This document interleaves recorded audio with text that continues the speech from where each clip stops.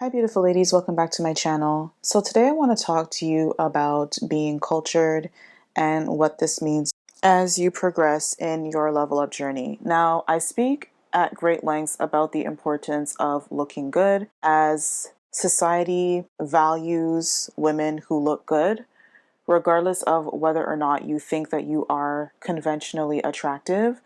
And while this is important to get your foot through the door and to distinguish yourself from others, this is only an entry level requirement, and you cannot just stop at your good looks and think that you are going to go far, especially if you are a conventionally attractive woman. People see you as attractive, you get a lot of compliments, things like that. You do need to have qualifications and you need to be cultured, so a well rounded individual, in order to go further. I spoke about in a previous video the importance of getting qualifications, so you can go ahead of being a qualified exotical so that you can be qualified for higher level positions, business opportunities, and things like that. So you can go ahead and check out that video. But taking that a step further, you need to be a cultured individual in order to be able to navigate any social setting that you are at. So being cultured pretty much will give you the social acumen that you need to adequately function in social settings. So this can include things like being emotionally intelligent, being able to speak more than one language, understanding social cues and social mores, so the do's and don'ts of a certain setting, but as well as having different social skills that can help you to fit into a space, so to speak. So being able to, again, speak another language, being able to play an instrument, being able to play a sport like golf or tennis, and being able to properly speak to these things, knowing the different types of wines and what they pair well with, so that when you enter more elevated spaces, you can be able to speak to these things, because these are the type of things that people are speaking about in these elevated spaces.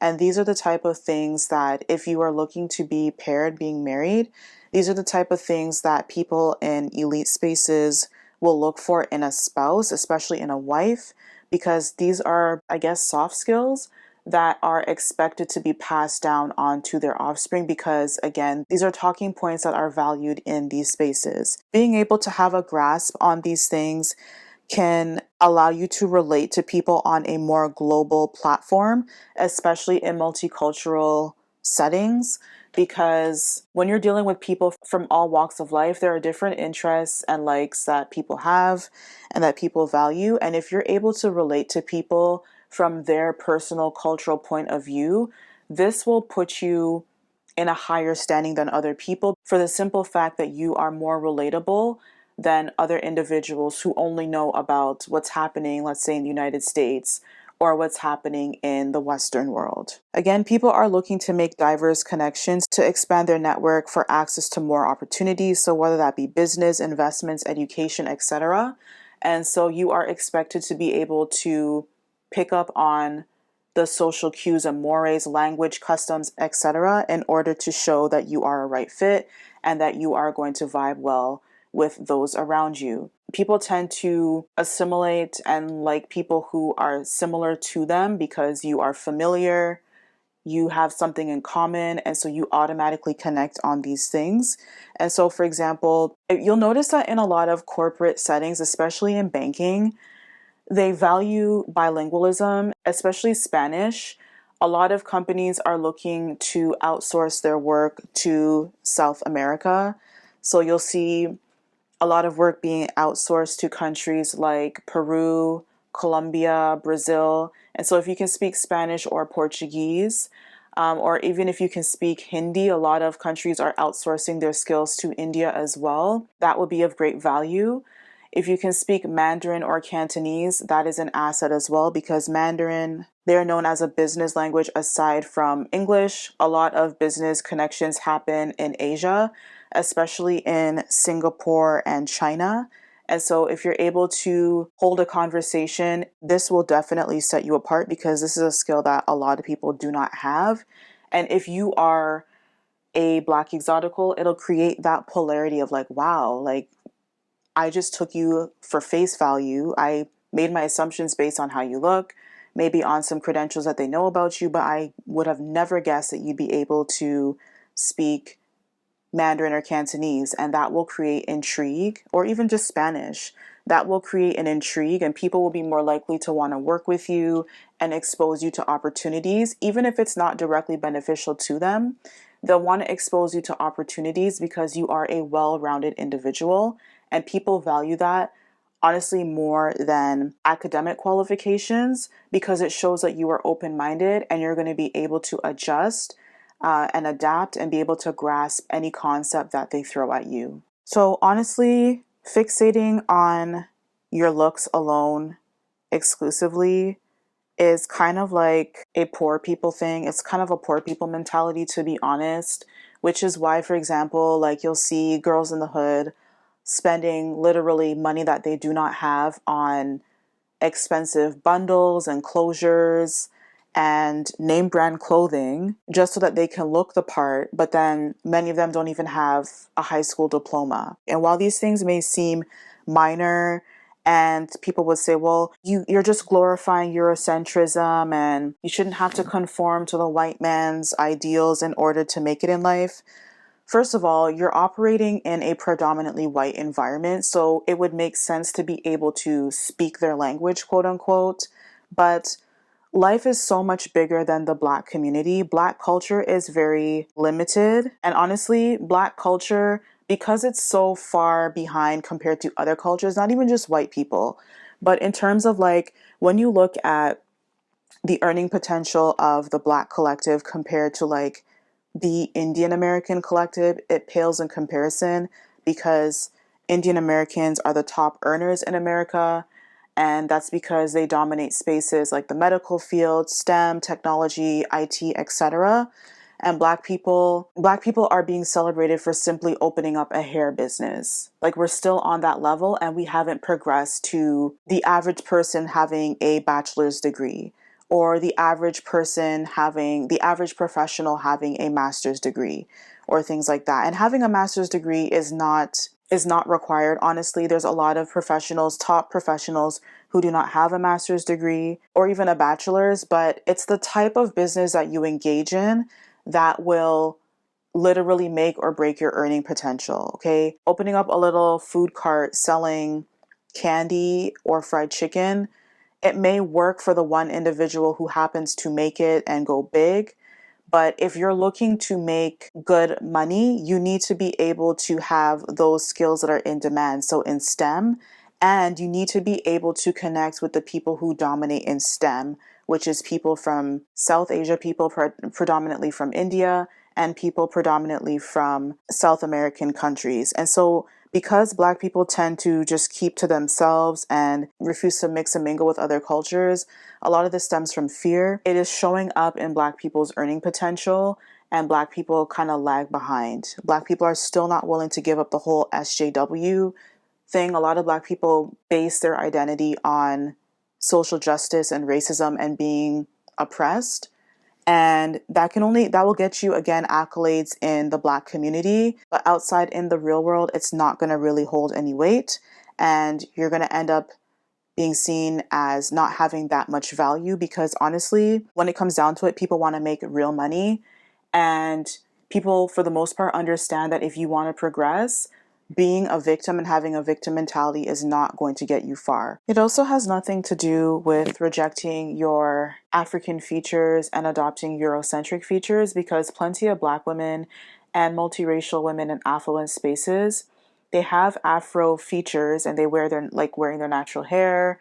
They don't get any sort of plastic surgery to look more Eurocentric. They embrace themselves fully. They're widely accepted in these white spaces because they are qualified to be in those spaces. You know, they don't just demand their way into that space by claiming racism and how oppressed they are and trying to guilt people into accepting them and thinking that that will be sufficient. These people have worked hard, whether it be through their education, climbing the corporate ladder, building business contacts, what have you. And so they are able to comfortably navigate these spaces and do well. And not just navigate the spaces, but do well at their craft. And when you do well at your craft, regardless of your race or gender, people will take you seriously and will respect you. It's also why you see a lot of plain looking women marrying well and moving up in affluent spaces. These women tend to be well educated and cultured, which are, as I said before, are valuable assets for the family that they are marrying into. The family wants to make sure that they're getting something in return for you marrying their son and their son providing a comfortable life for you.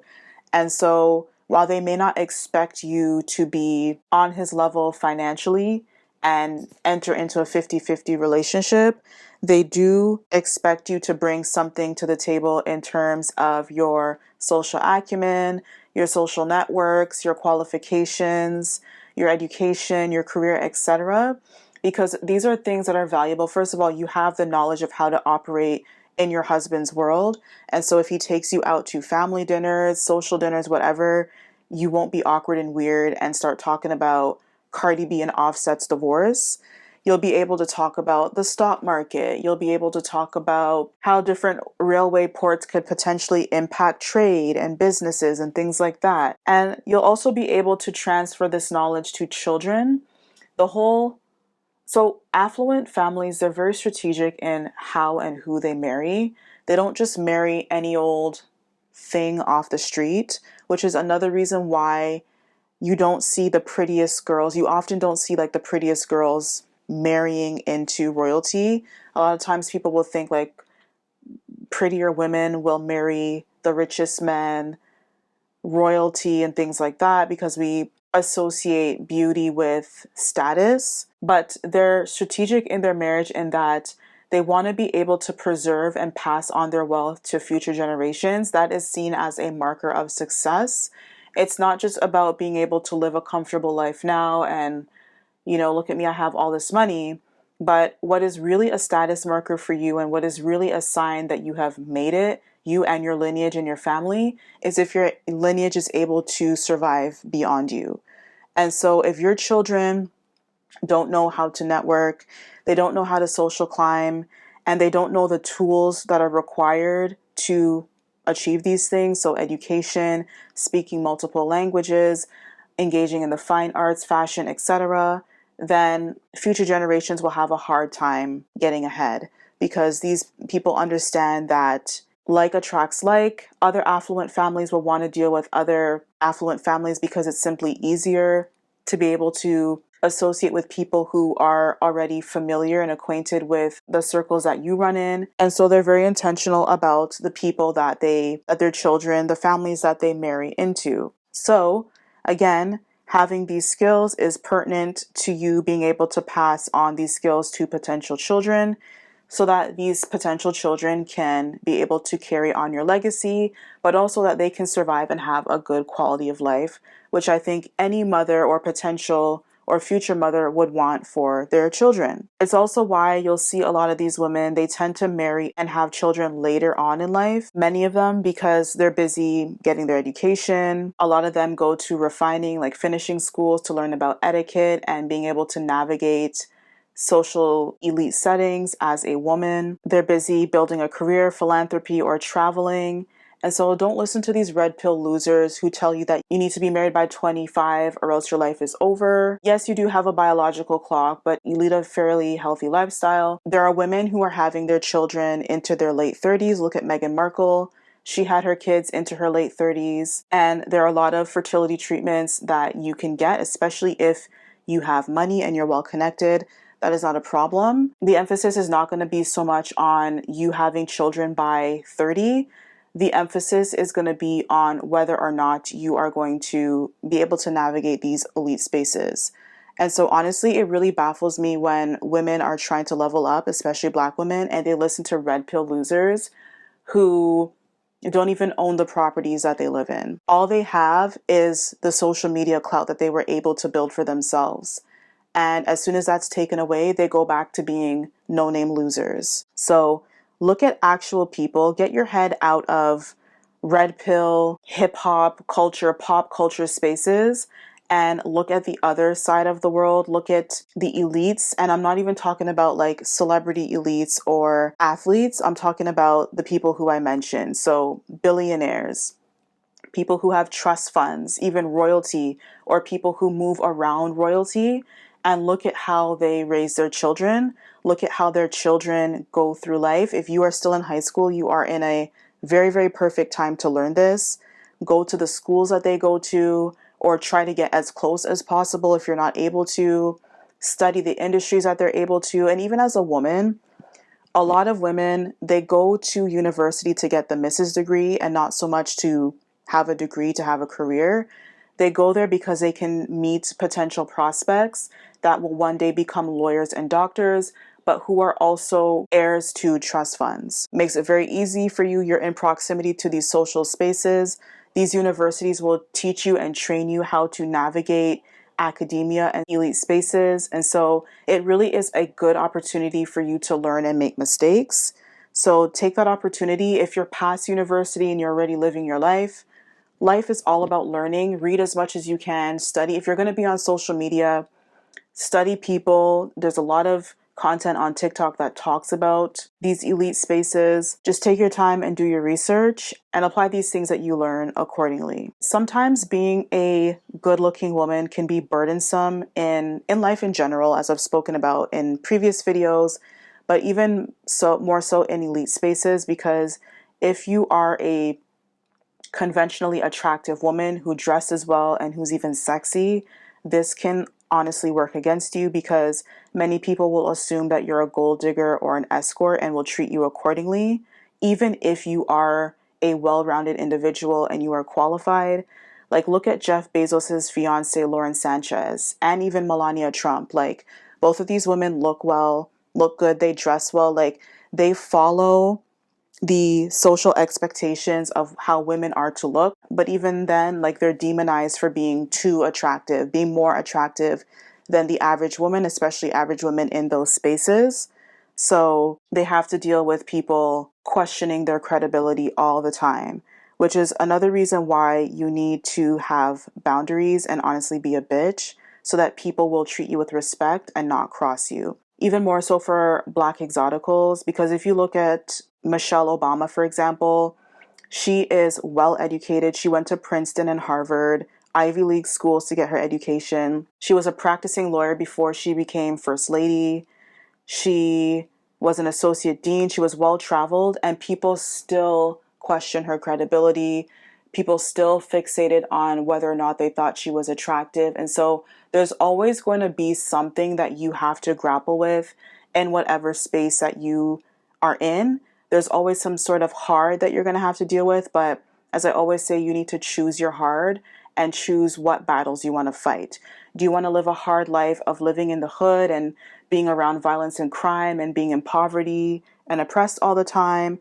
Or do you want to live a hard, quote unquote, life of navigating elite spaces and people questioning your credibility because they're jealous of you? Thank you so much for watching. Let me know what you think about this one. What have you done to make yourself a well-rounded individual? What are some things that you like to engage in? Do you like instruments? Do you like ballet, opera, etc.? Let me know down below in the comments, and I will see you in the next video.